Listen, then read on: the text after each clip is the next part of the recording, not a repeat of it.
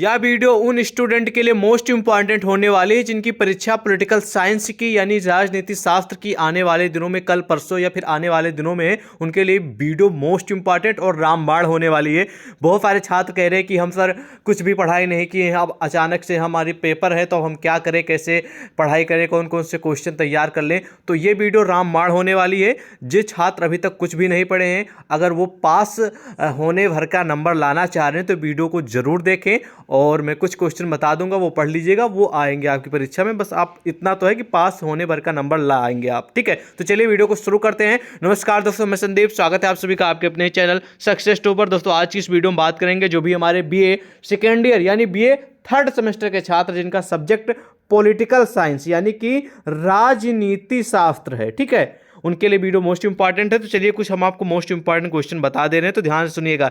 ठीक है, तो पहला प्रश्न है कि 1919 के भारतीय शासन अधिनियम, ठीक है, मॉन्टेग्यू चेम्सफोर्ड की आलोचनात्मक व्याख्या कीजिए। सबसे पहले आप लोग अपने क्वेश्चन बैंक खरीदी इंटरनेट पे आप गूगल कर लीजिएगा, वहाँ पर लिखिएगा 1919 के भारतीय शासन अधिनियम के बारे में। 1919 के भारतीय शासन अधिनियम से जुड़ा आपकी परीक्षा में एक प्रश्न आएगा, ये 100% तय ही तय है। वो चाहे अति में आए, चाहे लघु में आए, चाहे दीर्घ उत्तरीय में आएगा जरूर एक प्रश्न। ठीक है, पक्का आपका है।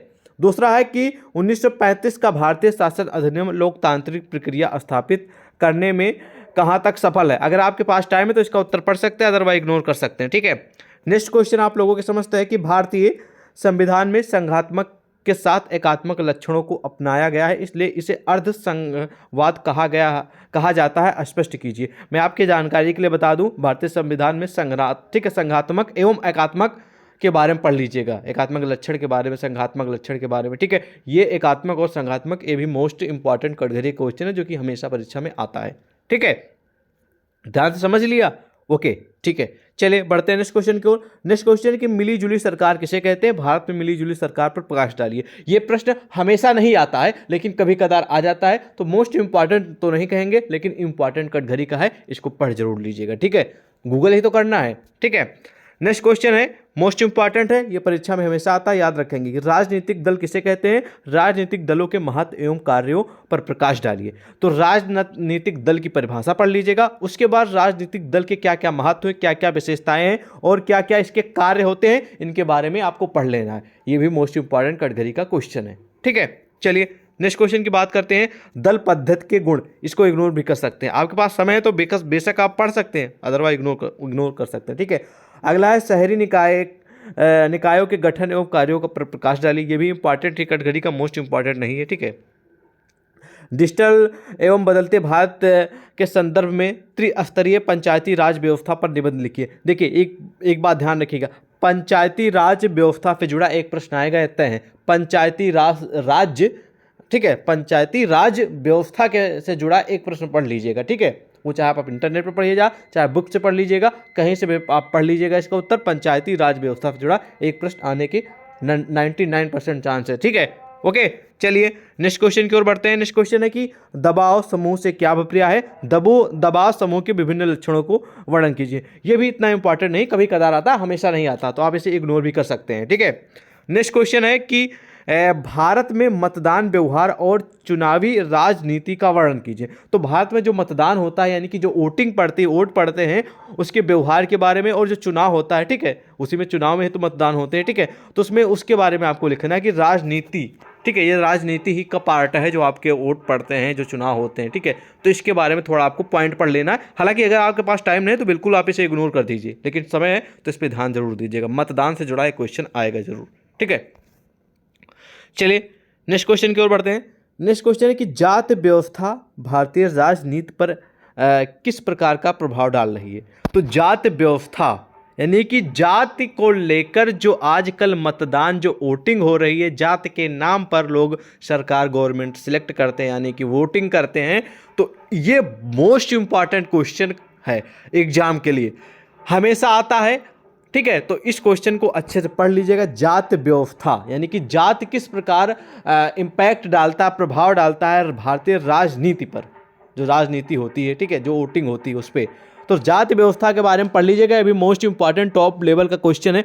लेकिन इस बात को ध्यान रखेंगे हमेशा क्वेश्चन आता है, मान लीजिए लेकिन ये क्वेश्चन टॉप लेवल का है, आपकी परीक्षा में आए या ना आए इसकी 100% तो गारंटी नहीं है, लेकिन 90% गारंटी है, ठीक है। लेकिन ये टॉप लेवल का प्रश्न है, ठीक है। अगले क्वेश्चन की ओर बढ़ते हैं।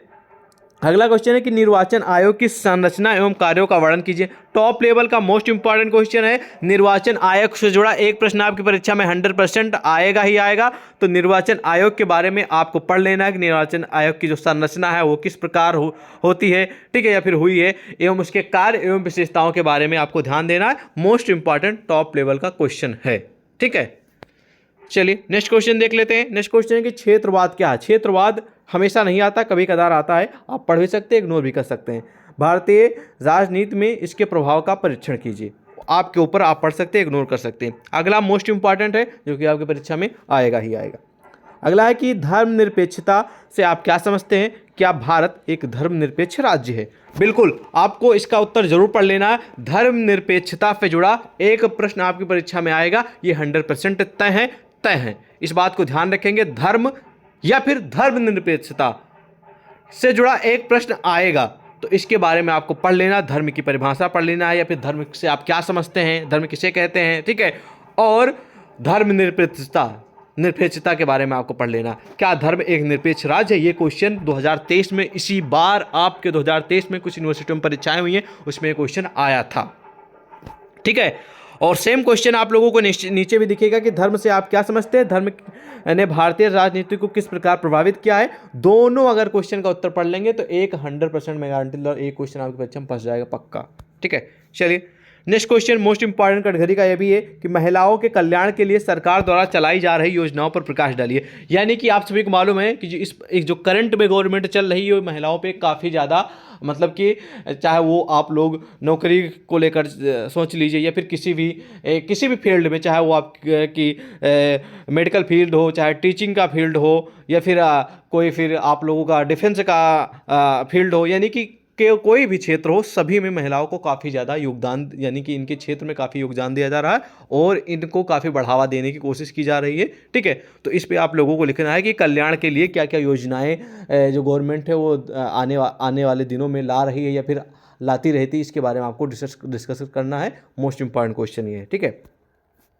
नेक्स्ट क्वेश्चन है कि राष्ट्र निर्माण में भाषा से जुड़ी एवं राजनीतिक समस्याओं का वर्णन कीजिए। ये भी मोस्ट इंपॉर्टेंट है, पिछले कई सालों में परीक्षा में प्रश्न आया है, ये नहीं है कि नहीं आया है, प्रश्न पूछा गया है। इस बार की गारंटी नहीं है कि आएगा कि नहीं आएगा इस प्रश्न की, हालांकि आवश्यकता नहीं भी आ सकता, तो आप पढ़ लीजिएंगे तो आप लोगों के लिए ज़्यादा ही बेटर रहेगा, ठीक है। अगला क्वेश्चन है कि संघ और प्रादेशिक राज्य भाषाओं से संबंधित, ये भी इतना इंपॉर्टेंट नहीं, आपके पास समय तो पढ़ सकते हैं, अदरवाइज इग्नोर कर सकते हैं।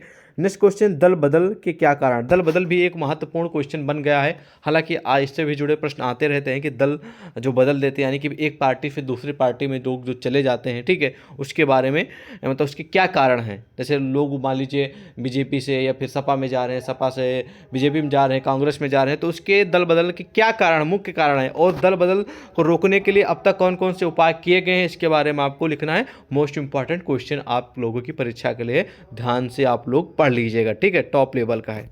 ओके, चलिए नेक्स्ट क्वेश्चन की बात करते हैं। नेक्स्ट क्वेश्चन है कि भारत में राष्ट्रपति की स्थिति एवं शक्तियों की विवेचना कीजिए। यानी कि जो राष्ट्रपति की जो स्थिति है करंट में, वर्तमान में, वो कैसी है और उनके पावर क्या क्या हैं और उनके कार्य क्या क्या होते हैं राष्ट्रपति के। इसी तरह आप लोग प्रधानमंत्री के और प्रधानमंत्री के कार्य और उसकी शक्तियां, और साथ साथ में उपराष्ट्रपति के कार्य और शक्तियां, राज्यपाल के कार्य और शक्तियां, ठीक है, और साथ साथ में आप लोग उच्च न्यायालय, ठीक है, और सर्वोच्च न्यायालय, इनके बारे में पढ़ लीजिएगा, ठीक है। बस अगर आप इतना ही पढ़ लेंगे जो मैंने आपको बताया, तब आप ज़्यादा तो मैं नहीं बोलूँगा, लेकिन आप पास होने भर के नंबर आसानी से ला सकते हैं। और हाँ, एक बार और सुन लीजिए, हमारी एक बात और सुन लीजिए, हमने पॉलिटिकल साइंस यानी कि राजनीति शास्त्र थर्ड सेमेस्टर की महासंग्राम वीडियो बना दी है। यानी कि उस वीडियो में जितने भी क्वेश्चन हैं वही सारे प्रश्न आपकी परीक्षा में लगभग आएंगे। लगभग मतलब कि एक मान के चलिए कि ऐसा कोई प्रश्न नहीं होगा जो उस वीडियो से बाहर का होगा। तो आप वो वीडियो ज़रूर देखिए जाके, वो आपको वीडियो मिल जाएगी हमारे STU, इस पर क्लिक करिए, यहाँ पर लोगो बनाए, उसके बाद प्ले लिस्ट में जाके BA third semester political science, वहाँ पर आपको देखे को मिल जाएगा। वहाँ पर लिखा रहेगा एक थंबनेल्स, ठीक है, महासंग्राम का, उस पर क्लिक करके वो वीडियो देख लीजिएगा, आपको काफ़ी हेल्प मिल जाएगी। तो फिलहाल आज की इस वीडियो में बस इतना ही। अगर आपका कोई क्वेश्चन है, कोई सुझाव है तो कमेंट करके पूछ सकते हैं। अगर आपको कोई समस्या तो हमारे व्हाट्सअप ग्रुप का लिंक वीडियो के डिस्क्रिप्शन में हमें कॉन्टैक्ट कर लीजिए, हम वहाँ पर आपको पूरे क्वेश्चन प्रोवाइड कर देंगे, मतलब कि वीडियो के, ठीक है। तो फिलहाल मिलते हैं नेक्स्ट वीडियो में, तब तक के लिए जय हिंद।